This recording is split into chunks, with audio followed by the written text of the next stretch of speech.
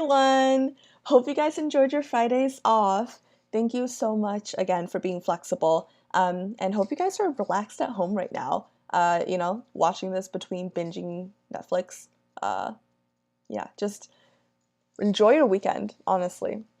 Um, so I don't want this lecture to be just me droning at you guys for hours on end. That's not fun for either of us. So actually gonna try to condense this and keep it under an hour. Since if we're in class, there'd be discussion back and forth and probably some demonstrations. So I think this would be good enough. Before we get started, I wanted to clear up some points of confusion from last week. I'm sorry for not having walked you guys through the entire process of purchasing Mastering Astronomy, because I know it can be a little confusing sometimes. So I'll do that right now. This link will get you to where you need to go. But on Blackboard, I actually wrote up this little PDF of Mastering Astronomy instructions. I put it under the Homeworks tab. And it's actually also in the Lectures tab, I believe. Yeah, it's right here. So after you download it, this is what it looks like. And you can copy this link. It doesn't work if you just click on it for some reason. So copy the link into this page and click OK, register now. So course ID is Alice105. Continue.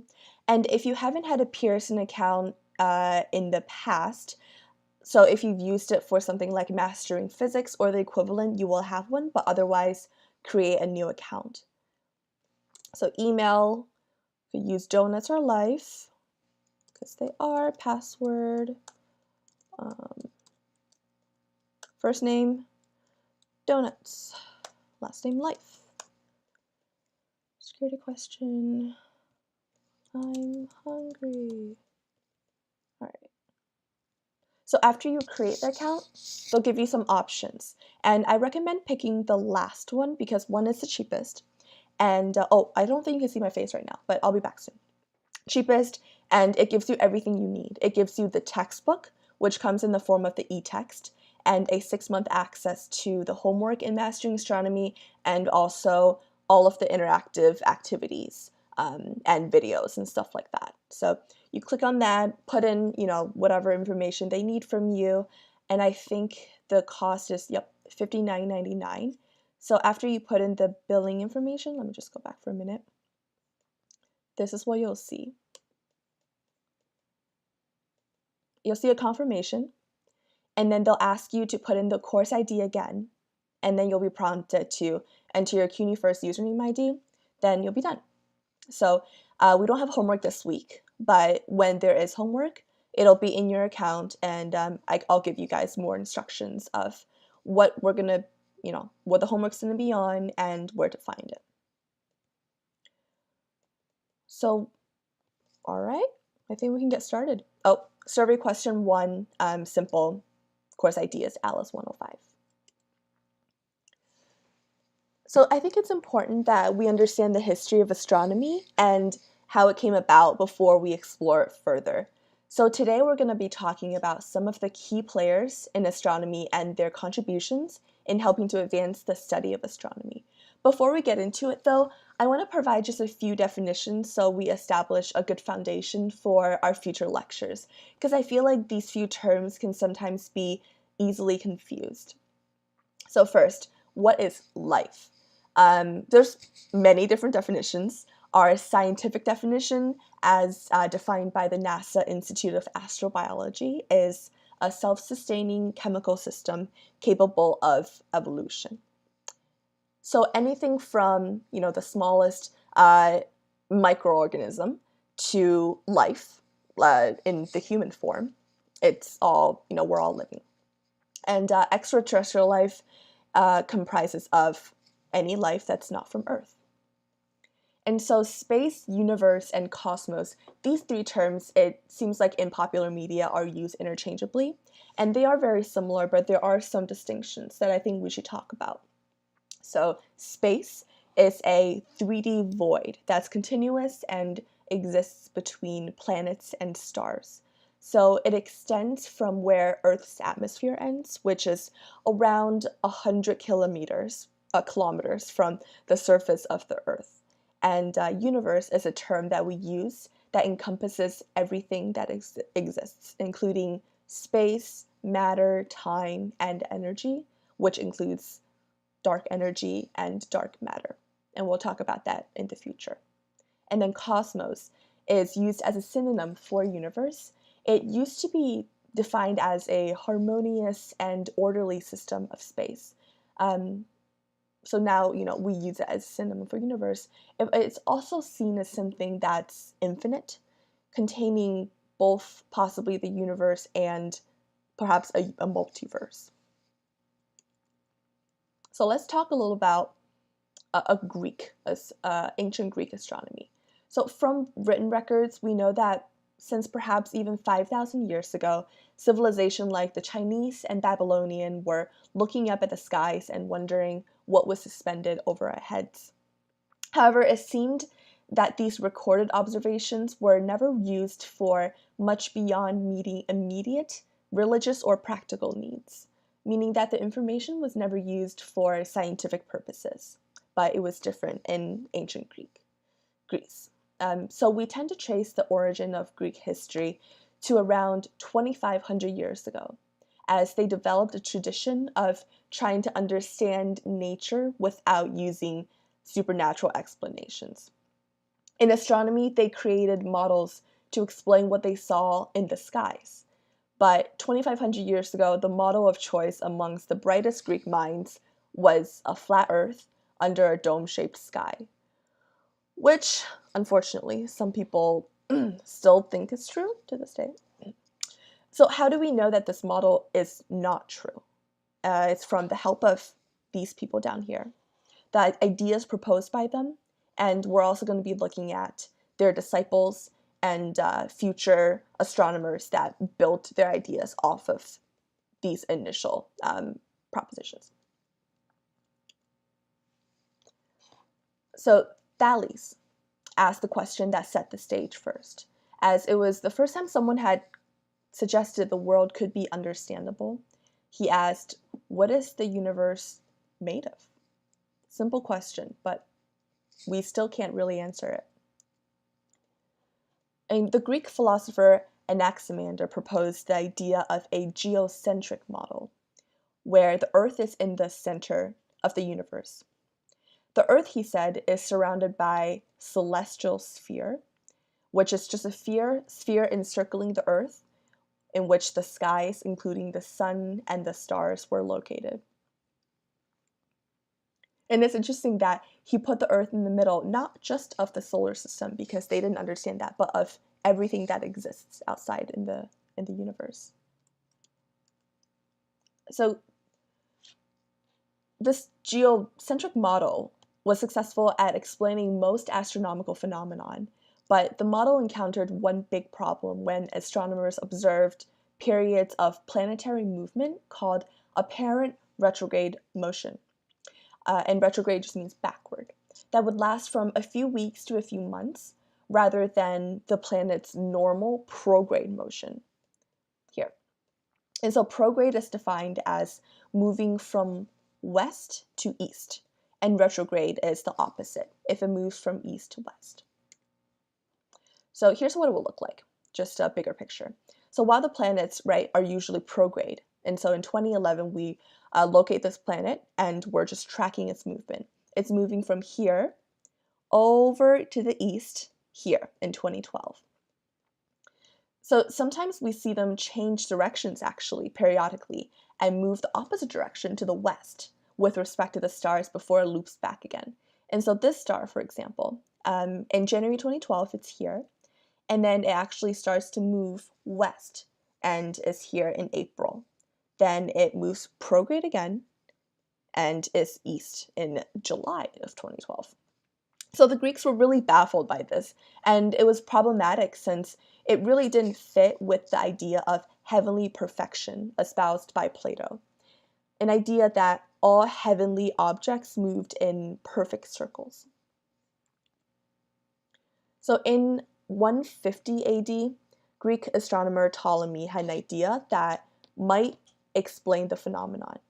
He proposed this circle-on-circle model, as we see here, where planets move around the Earth in small circles that turn around larger circles, mimicking apparent retrograde motion.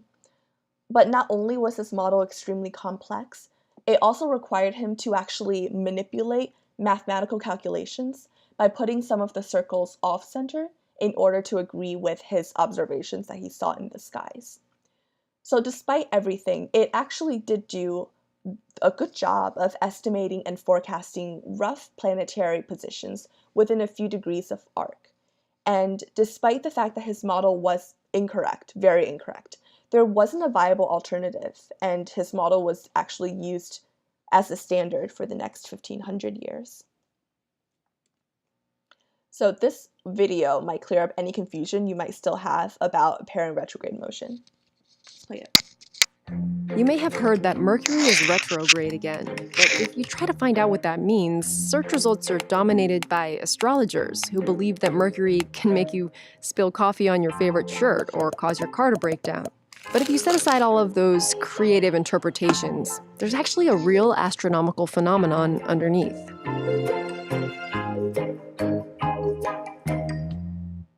So let's start with the basic layout of the solar system. The planets closest to the sun move faster and the outer planets move slower, but they all go in the same direction. Apparent retrograde motion is when the planets appear to temporarily change the direction of their orbit. They don't change direction, it just looks that way from Earth. It's an illusion that unfolds over a matter of weeks or months. In this image, Mars was photographed every 5 to 7 days between October 2011 and July 2012. Once all the photos were combined by aligning the stars in the background, it appears as though Mars looped back on itself before continuing on its orbit. A retrograde illusion like this happens when we lap an outer planet like we do with Mars every 2 years, or when an inner planet laps Earth like Mercury does every 4 months or so. But for both Mercury and Venus, the illusion is hard to actually capture, since they're located on Earth's day side, not on our night side. When those planets are visible, it's only right around sunset and sunrise. But assuming you could see it, here's a diagram of how the Mercury retrograde illusion would work. This line shows our view of Mercury against the background stars. As Mercury passes us by, our line of sight shifts so that for about 3 weeks, Mercury will appear to loop back on itself when viewed from Earth. It's simply a function of two objects orbiting in the same direction at different speeds. If you stood on Mercury, you would see Earth make an apparent loop too. I wanted to recreate this illusion on a tabletop, so I stuck a post-it note to the wall in the background to represent the fixed stars. I grabbed a ball of Play-Doh to be Mercury, and my phone camera represents Earth. I took 10 photos of them orbiting in the same direction with Mercury passing by Earth. If you simply view the images in sequence, you don't really see the loop, but remember that the illusion is relative to the background of fixed stars. So once you line up the images so that the post-it note star is fixed, the retrograde loop appears.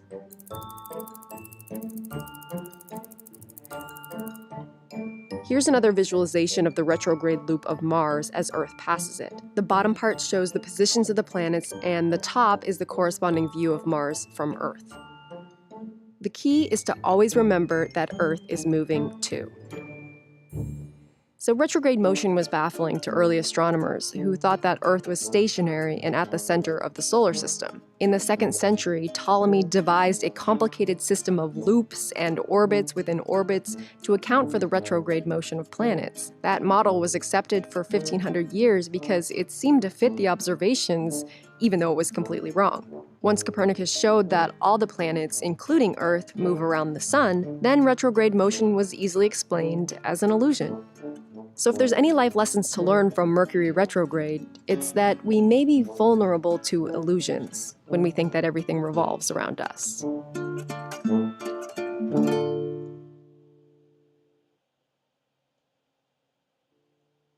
All right. It's really frustrating how misleading. So loud.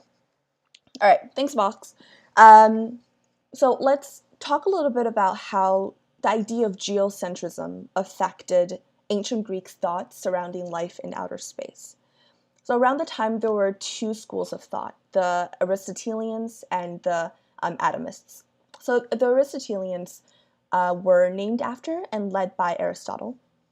And so they had an idea that the four elements, which they said were fire, water, earth, and air, were confined to earth, while the heavens were made of a fifth element called ether or the quintessence. And so they had this idea that earth naturally moved toward the center and was in the center of the universe, and that the world must be unique and that there can only be one world, which is Earth. The atomists, however, it was led by Democritus, and they believed that both Earth and the heavens were made from an infinite and indivisible atom of each of the four elements that we just spoke about. So they believed the Earth was created by a random motion of infinite atoms. And so the same processes that created our world could also have created others. So the Aristotelians' idea was based in the idea of geocentrism, and they did not agree that other worlds could exist. Atomists, even though they didn't see atoms the same way we do now scientifically, they obviously didn't know that an atom could also be divided into protons, electrons, neutrons, but the idea is similar, and they were totally open to the idea of other worlds in the sense of otherworldly beings. All right, so in 300 BC, a Greek scientist named Aristarchus offered what was then a really radical idea, heliocentrism. The idea that the Earth revolves around the sun, not the other way around. And although this idea is correct, the Greeks wholly rejected it. And they rejected it because they argued that his model didn't observe stellar parallax. They said that celestial objects never seemed to change appearance with varied viewing angles at different times of the year. And so they concluded a moving Earth was impossible, as the stars would be simply too far away in a heliocentric model. But what they didn't understand then was that the stars are actually much farther away than they could have ever imagined. So in this illustration, we can look at the two different viewing points that they were talking about. And when we observe stellar parallax, we expect when we're looking at the Earth in January. Okay, so in January, we are observing this nearby star up against the background of the distant stars. So this is the view we would see with our nearby star to the left. And in July, after we move to a different place in the universe, we're observing the same star, but up against the same background, but it would look different because our perspective would have changed. So this is the idea behind stellar parallax. But what the ancient Greeks didn't understand was when you're looking at a star so far away, stellar parallax is not easily viewed. And so their idea was not an acceptable way to reject a heliocentric model. And so what came next was the Copernican revolution. We will discuss these following philosophers, but I don't expect you guys to know the specific years. Just having an idea of the philosophers' contributions is more than enough. And so building off of Aristarchus' heliocentrism idea, in the 1500s, a Polish astronomer named Nicholas Copernicus took the idea and ran with it, and thus began the Copernican revolution. He published his book in 1543. It was called Concerning the Revolutions of the Heavenly Spheres, which revived Aristarchus' idea of heliocentrism, and people started to take notice. But the idea had one flaw. He had still held the ancient belief that heavenly objects must orbit in perfect circles, and the math that he proposed just didn't add up. So for 30 years, Tycho Brahe took his idea and he made detailed measurements of planetary motions and hired Johann Kepler, our boy here, to finish his work. When Kepler found 8 arc minutes in discrepancies in the data, he finally discarded the idea of circular orbits. Instead, he suggested planetary orbits take shapes of special types of ovals known as ellipses, and he created the Kepler's laws of planetary motion. So Kepler's first law says that planets revolve around the sun in elliptical orbits. It's an oval. It shows a planet's distance from the sun varies during its orbit, where it's closest to the sun during its perihelion, right here, and perihelion just means near the star, and it's furthest from the star at its aphelion here, which is Greek for away from the sun. And the average of the two distances gives the planet its average distance from the sun, which we call a semi-major axis. If I can get my browser right here, semi-major axis. So his second law says that as a planet moves around the orbit, it sweeps out equal areas in equal times. So the planet moves a greater distance when it's near the perihelion, right here, than it does in the same amount of time near the aphelion, which also means it moves faster when it's near the sun and slower when it's farther from the sun. So maybe you can't tell here, but the two shaded areas have the same area. This is thinner and it's longer, but this has the same area. It's just shorter and wider. And his third law says that the farther away the planet, the slower it orbits the sun. And it follows this mathematical relationship, a cubed equals p squared. And don't be, turned off by the math. It's actually fairly simple. So p is how long it takes a planet to orbit around the sun, and we call it the period. And a is just the semi-major axis, or the average distance between from the sun and between the planet and the sun in astronomical units, or AU. And 1 AU is defined as Earth's average distance from the sun, which is about 150 million kilometers. So here in this video, we can see all three laws displayed. All right, let me play this. So as the planet swings to the perihelion here, we see the speed is faster, right? And then when it's at the aphelion, where it's furthest from the sun, we see that it orbits slower. And so we also see, I'm going to pause it right here, that the area covered in the same amount of time is always equal. And so all of these shaded areas are equal. And for those of you who have taken physics, this principle is also explained as the conservation of momentum. All right, so question. When did people begin to accept heliocentrism? So it wasn't until the 1500s that people began to accept it. And it also wasn't until the 1630s that scientists started to accept the fact that planets did not have a perfectly circular orbit. Okay. All right.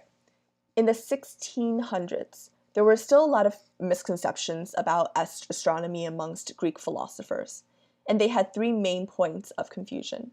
So 1, how could the Earth be moving if objects like stones and birds don't get left behind the Earth as it moved?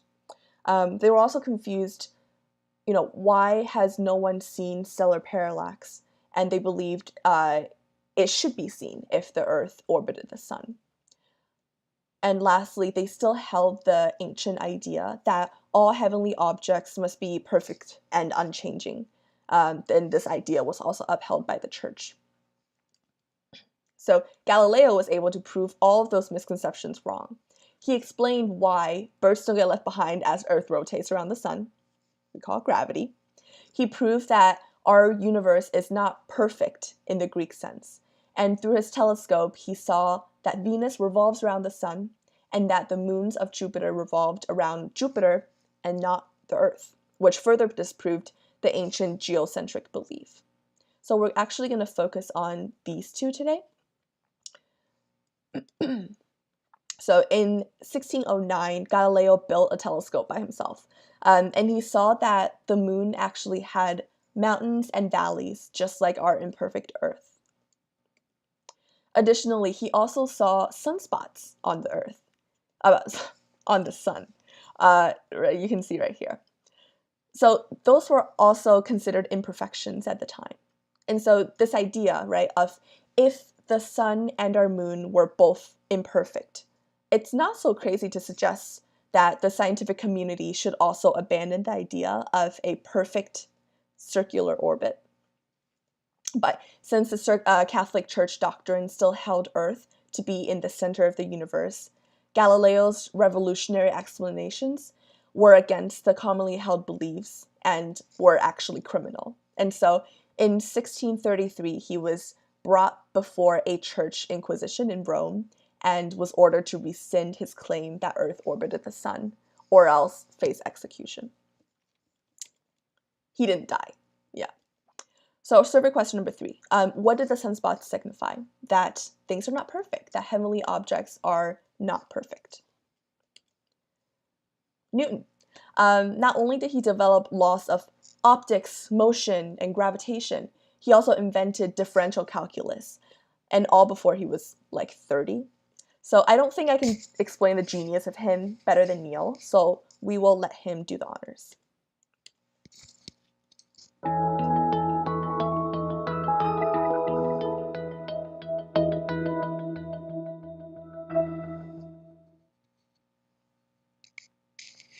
Isaac Newton, I mean, you read his writings. The hair stands up on, I don't have hair there, but if I did, it would stand up on the back of my neck. You read his writings. The man was connected to the universe in ways that I've never seen another human being connected. It's kind of spooky, actually. He discovers the laws of optics, figures out that white light is composed of colors. That's kind of freaky right there. You take your colors of the rainbow, put them back together, you get white light again.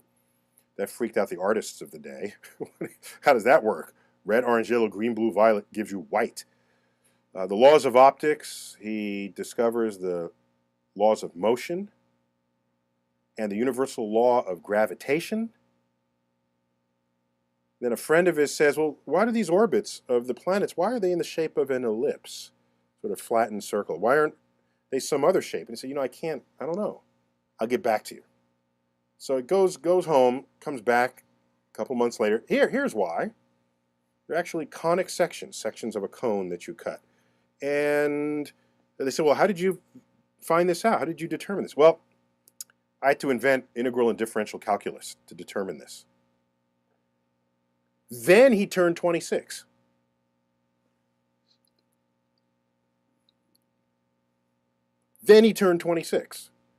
We've got people slogging through calculus in college just to learn what it is that Isaac Newton invented on a dare, practically. So that's my man, Isaac Newton.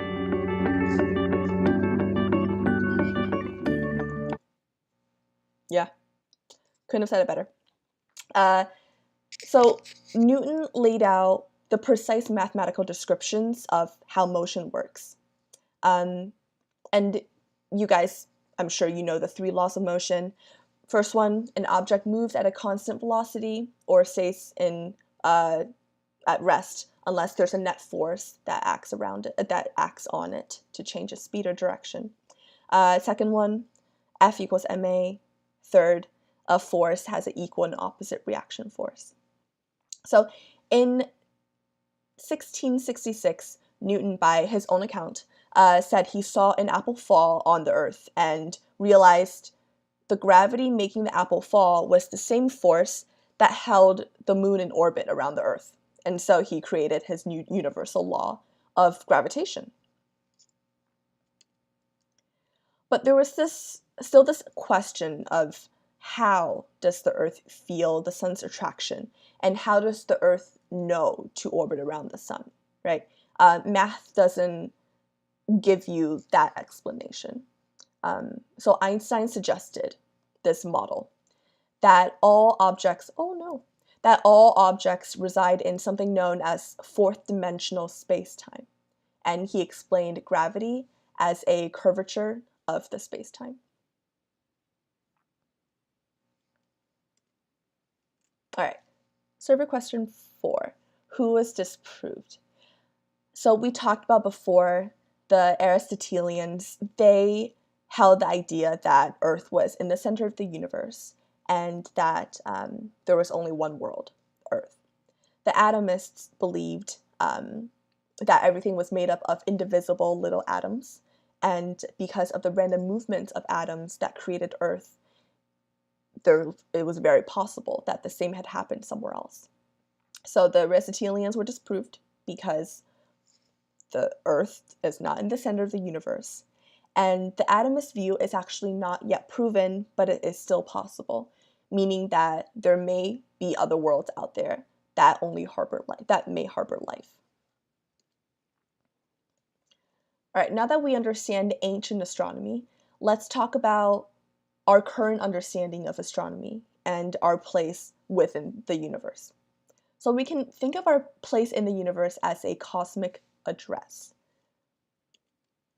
Earth can be seen as our apartment, and we reside in our apartment complex, the solar system, where it's comprised of our 8 planets, 3 debris fields, dwarf stars, and other matters.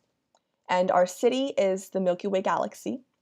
It's several hundred billion stars. It comprises of several hundred billion stars, and it's 100,000 kilometers, 100,000 light years across. And then the state that we live in is our local group, which is about 10 million light years across and contains a total of 54 galaxies. And then our country of citizenship is our local supercluster, where galaxies are most tightly packed, and the observable universe, encompassing everything, is roughly 93 billion light years in diameter. And who knows what more is out there?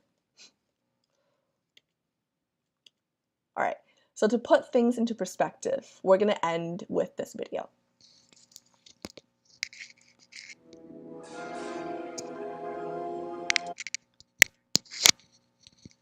And real quick, I just want to forewarn you guys, the music in this video is like the most dramatic thing I have heard. So beware. Oh no. All right.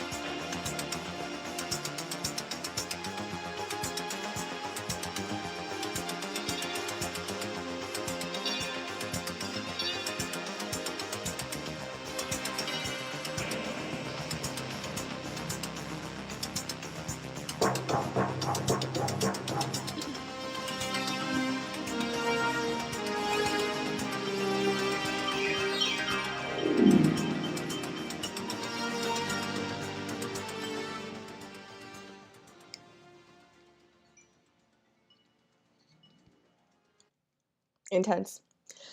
Thanks for sticking with me, you guys. We're done. Answer, of course, is you guys are better at handling things than I am. I, freaked out the first time I saw this.